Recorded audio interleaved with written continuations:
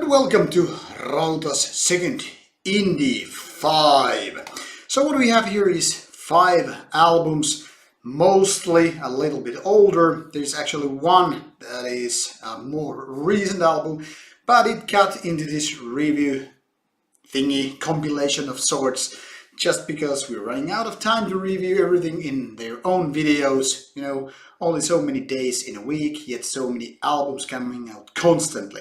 But without further ado, let's start the review process and let's take a look at Carcosa. Now, this is the first band here, because doing in alphabetical order. A Swedish thrash metal band, you know, just one-man band basically. Nice digipack, considering that this is a self-financed CD, very basic stuff here, and this is CDR, just to be sure. Now, one guy only kind of limits the both music production and all that stuff, but nevertheless Carcosa has put out a decent album with modern thrash metal. Lots of melodic parts, kind of long compositions, and kind of a modern way to approach thrash metal. This is actually something that kind of divides me into two.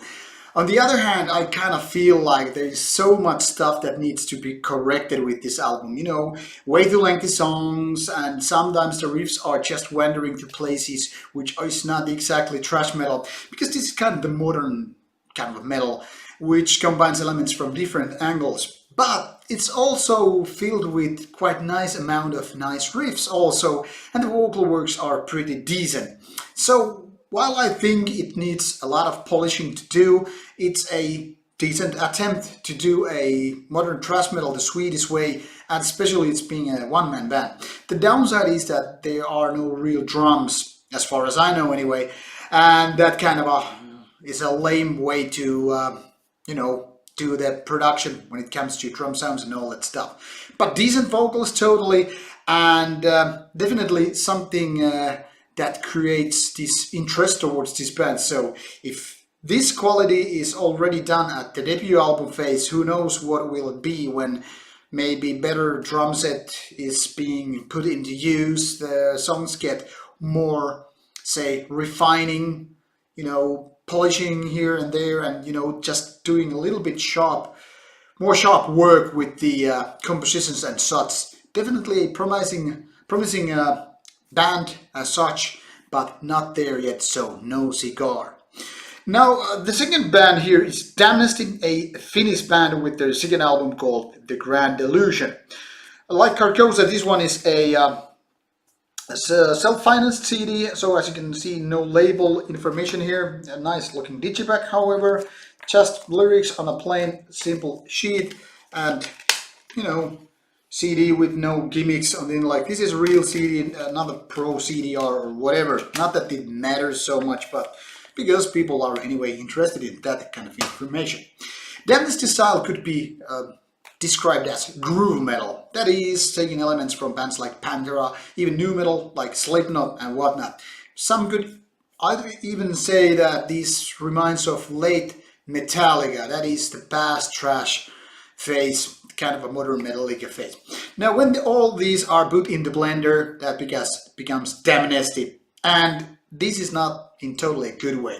This album is actually quite mediocre given the bands I mentioned here. I mean, all these names, big names as such, are kind of dividing attention. I mean, extreme metal scene, I don't know, Pantera, Metallica or Slipknot are actually being celebrated as meaningful and important names, but they have their audience, so as such I kind of understand what Damnesty is doing here. However, none of their songs are exactly very good. It's as if they are just trying to figure out what made these bands so, you know, big, cool and great and all that stuff, but they are failing at that. Now, the songwriting, while it's not totally horrible, it's just way too mediocre for its own good. Everything, you know, from vocals to songwriting to production, it's just like quite nice, but something that I find very hard to, you know, enjoy myself. I mean, it's kind of like radio metal music.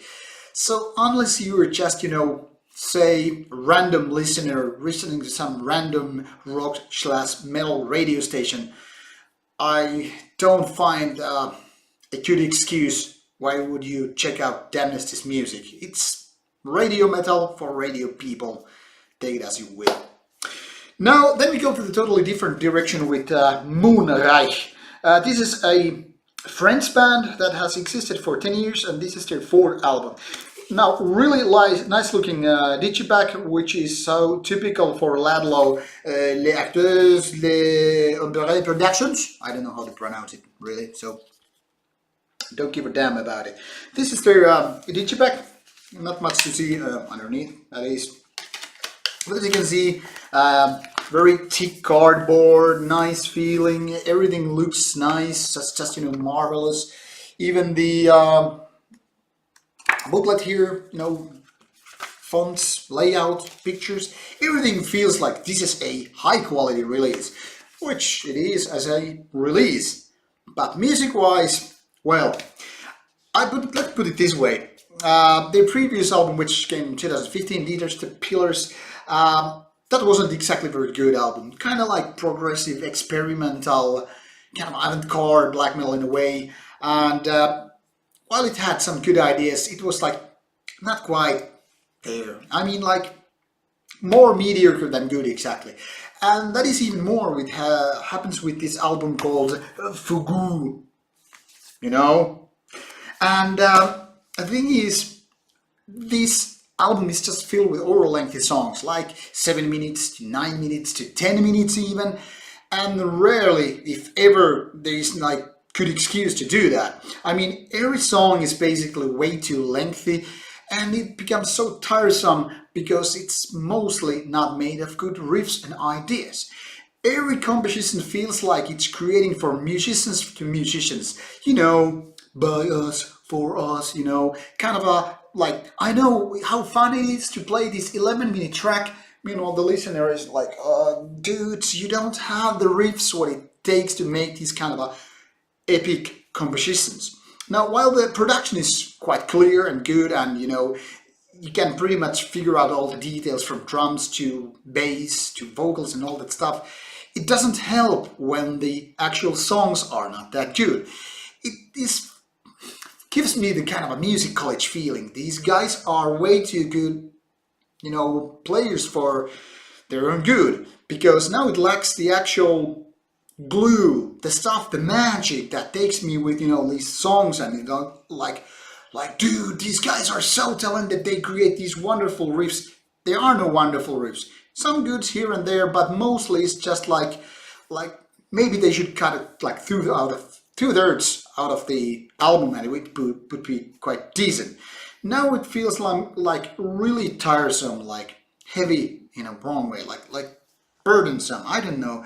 But it's like these guys are creating this kind of experimental or progressive black metal with some decent melodies. It's not gonna cut it. I mean, this is something for really acquired taste. This is like the opposite of the Black Legions, you know, the French bands that make these really raw but kind of a powerful and atmospheric black metal in a way also. These guys have nothing to do with that. I mean, these have good production and all that stuff, but for me, these songs just totally lack the good atmosphere. So even though this is kind of a recent release, I decided to include here in Indie 5 because it's not that good an album that I would like to dedicate a whole video review for that. Take it as you will, go check out the samples and figure out if it for yourself. Fourth one here is a Norwegian classic from the 90s. It's Limbonic Art, and this is actually 2017 release, just came very late to the review, called Spectre Abysm. So, quite nice looking digisleeve, and those who don't know, this is a one-man band nowadays.